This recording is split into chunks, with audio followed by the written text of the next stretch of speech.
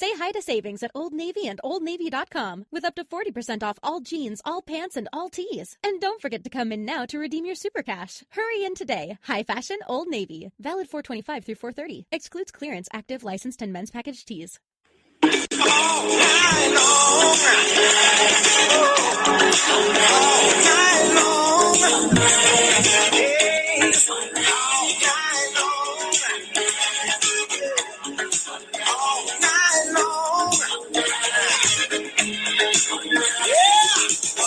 It's the All Night Long Wrestling Podcast with the Enforcer. I believe they're called enforcers, Gordon. I sell women's shoes. And the Stallion. Stallion, baby! I am not what you would call a handsome man. I'll kick you in the nuts and you'll smile at me and like it.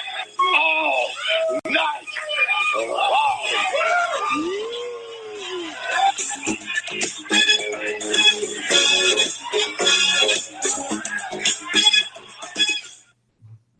And welcome back to yet another edition of the All Night Long Wrestling Podcast. We are your host. He's a Stallion. I am the Enforcer. And we skipped last week. If people were listening. I was going to hope people didn't realize. No, I want people to know that it wasn't our fault as much as it was. I think it pretty much was our fault. Falls on our shoulders. Yeah. It's you know what? It's just a busy lifestyle. And the enormous amount of money that we make from this podcast, I sometimes I get so caught up in spending the gold coins like Scrooge McDuck. Yeah. That I get sidetracked. I'm buying boats, Joe. I'm buying yachts. I'm buying GoPros. I'm buying yachts. Yeah. Yeah. Those are important. The yachts. Yeah, I was say that's where I was last week. I was at the banks. I met with Charles Schwab because he wanted to talk about my savings and the money that we've earned from the podcast. So it was a pretty busy week financially for the All Night Long Wrestling Podcast. Coincidentally, I actually had the bank calling me telling me my homeowner's insurance was canceled. So we both got in touch with the bank last week. That's not really important, I feel like. No, actually, it wasn't even my fault. It was theirs. But you tell me after you cancel the policy, it's whew. Well, they canceled it first and then they canceled it first and then called me to tell me it was canceled because they built it the wrong person. That's right. I apologize. It's a good thing I didn't flood. Everything's fine. Well, yet another edition of the All Night Long Wrestling Podcast, as we said. This week, we're going to be talking about this weekend's WWE Payback. I would say it's a Raw pay-per-view. Some might say it's a SmackDown pay-per-view. Some might say they don't know what pay-per-view it is, to be honest with you. It's ambiguous is what it is. What does ambiguous mean? Not well-defined. Okay. Like you said, it's supposed to be a Raw branded pay-per-view, but there are SmackDown brand wrestlers on the show because of the superstar shakeup that took place a couple weeks ago. So you've got guys like Randy Orton and now Kevin Owens wrestling on a Raw pay-per-view when they are SmackDown branded wrestlers. So yeah. I think what's important is since Randy Orton and Bray Wyatt is not for the title, I think it's important that you have the Universal title on there. I think they did a really good job of that. What title is that? I don't even know what that is. The Universal title? Oh. I think I remember seeing it. Is that the one Finn Balor's wrestling for? Oh, no, actually, Finn Balor's talking. On the pre-show, yeah. Yeah, he's got a segment on the pre-show against The Miz. That's awesome. Every time I feel the WWE makes a bad decision, Eli Drake is going to remind me. Well, that's what Eli Drake is here to do. Yeah. Remind us how dumb we are. I don't know. I'll be honest with you. I forgot. I completely forgot about the pay-per-view. As I was driving home from work today, I remembered that there was a pay-per-view on Sunday night. So that goes to show, I guess, how much hype and anticipation is behind it so that we this is fun. I don't know if there's a whole lot of interest in this show from like a, I don't know, internet standpoint. There's not a lot on it. There's nothing. I mean, Samoa Joe and Seth Rollins should be a good match. Yes. Enzo and Big Cass versus Gallows and Anderson again for nothing. It's like that's on the pre-show. That's a pre-show match. Yeah. I honestly couldn't tell you what else is on the show. We're not gonna give our payback predictions yet, right? But I'll seriously have to like look at the card and study it for a couple of seconds. Yeah, no, that's fair. I think the title matches. I think the main event I believe is going to end up being Braun Strowman against Roman Reigns I don't know if he's wrestling on the gurney or from a hospital. I don't know what he's doing, but he's supposed to be there. So that's, I guess, the biggest non-title match on the card. And the rest of them, I think, are title matches, the women's title, the tag titles. The IC title is not being defended, I don't think, because Dean Ambrose doesn't have a match, from my understanding. So the IC title is not being defended. The Universal title is not being defended. Right. But the US title is being defended, which is now on SmackDown. Well, the winner goes to SmackDown. Yes. Jericho, right, goes if he wins. So let me get this straight. The winner of the only singles title match on Raw, the winner gets to go to a different show. Yeah, I think so. I think if it was Lord of the Flies, I would book it the same way. Like you have to win in order to get off that show.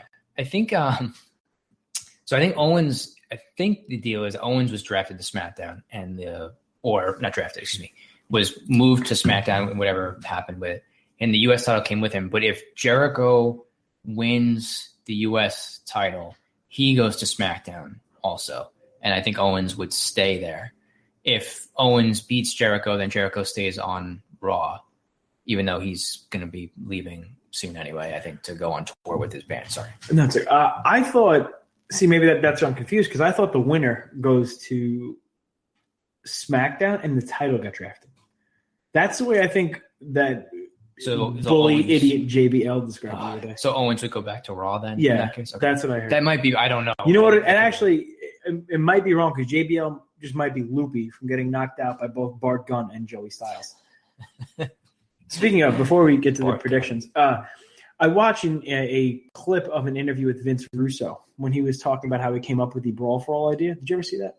I don't know if I have. I mean, I've heard him talk about it or maybe read interviews with him on it, but what did He was sitting in the back of a bus, and JBL was drunk in the middle of the bus, saying about how he could beat all these guys in a bar fight. Russo, not liking JBL, admittedly, in the back of his mind goes, he would love to see that. The next day, pitches the idea to Vince McMahon. A couple months later, there's Brawl for All. If you get a chance, I urge you all to watch Bart Gunn versus JBL. I could not. You can't mimic the lack of technique that Justin Hawk John Bradshaw Layfield showed in that fight. My favorite part was when he did the dreaded double punch, made famous by a certain Steven Seagal in Marked for Death. It was the most pathetic attempt at a boxing match I've ever seen in my life. And Bart Gunn, also incredibly terrible fighter. Big guy, strong guy, and he threw haymaker pancakers. But none of those guys could throw a legitimate punch, which is hilarious because now, if you did a Brawl for All now, most of the – not most. I would say a third of the guys that train that are in the WWE right now have some sort of training in whether it be mixed martial arts, Brazilian Jiu-Jitsu, wrestling, or boxing. It would be a completely different world. I would love to see it. But seeing those guys just winging punches it was absolutely hilarious. And it was a joy watching JBL get knocked out. He actually got dropped twice. He had a right hand just above the temple that put him down. And then he got up and the ref's like, do you want to go? Do you want to go? And he didn't say anything. So the ref let him go. And then he ate another right hand that literally put him face down. And I've never been happier. Good. I wish I could have seen a gif of what it looked like when Joey Styles knocked out Bradshaw. Can't stand that guy. Yeah. I'm on Team Morrow, by the way, in case you haven't figured that out.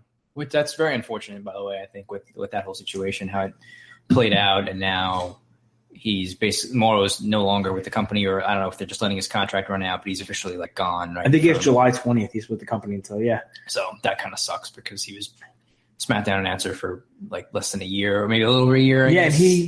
And Morrow, did you like his commentary style? I liked him and especially I liked his style, and I think it gave it a different, almost a shoot feel. Yeah, it was just a different sound or a different, voice for, compared to like all the other announcers they have. I don't want to say that they're all the same, but a lot of them just seem to announce the same way. Like they all come up through the WWE system or whatever. Like so the Tom Phillips, the Rich Brennan, the people of that. Byron Saxton. You could just they're all one person to me. You could just interchange your announce style.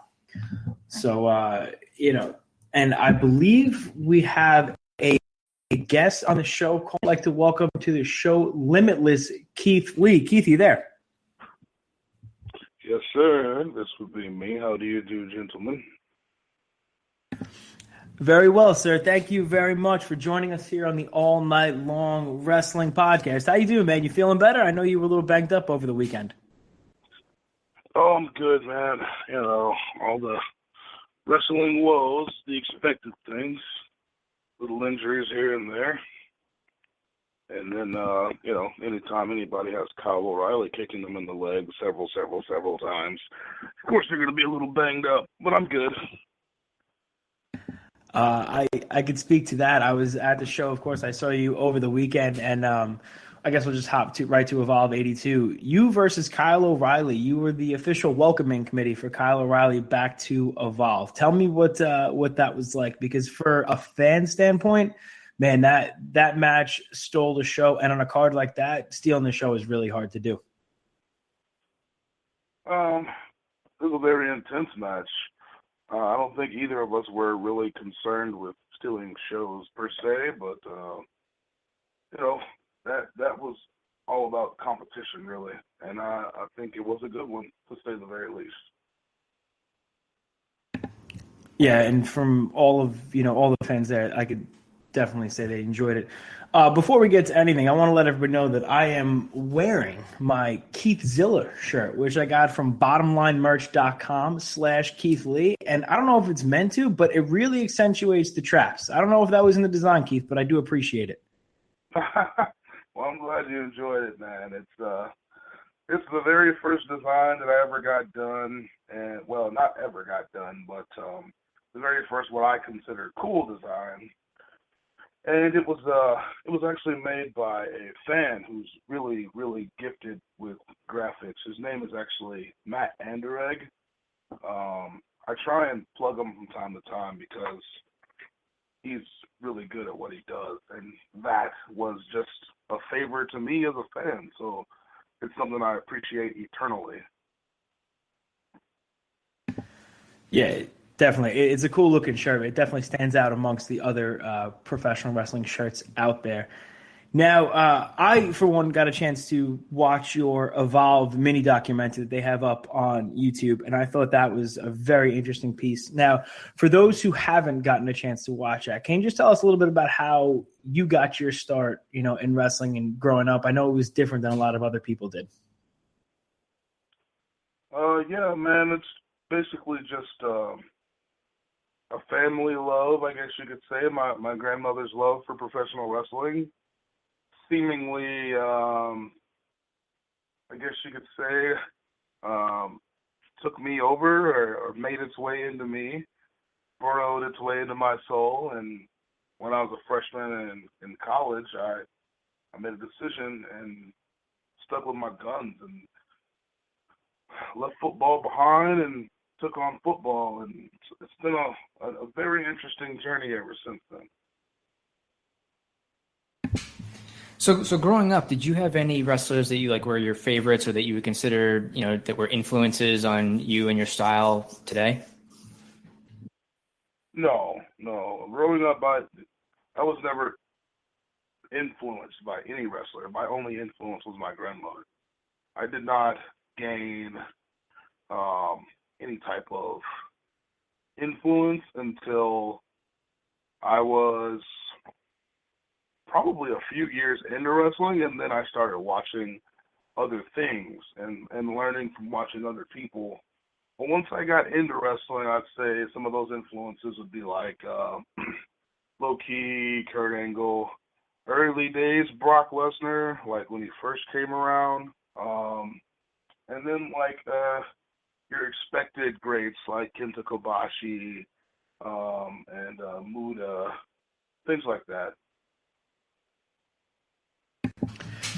Now, you are one of the busiest guys in the business right now. I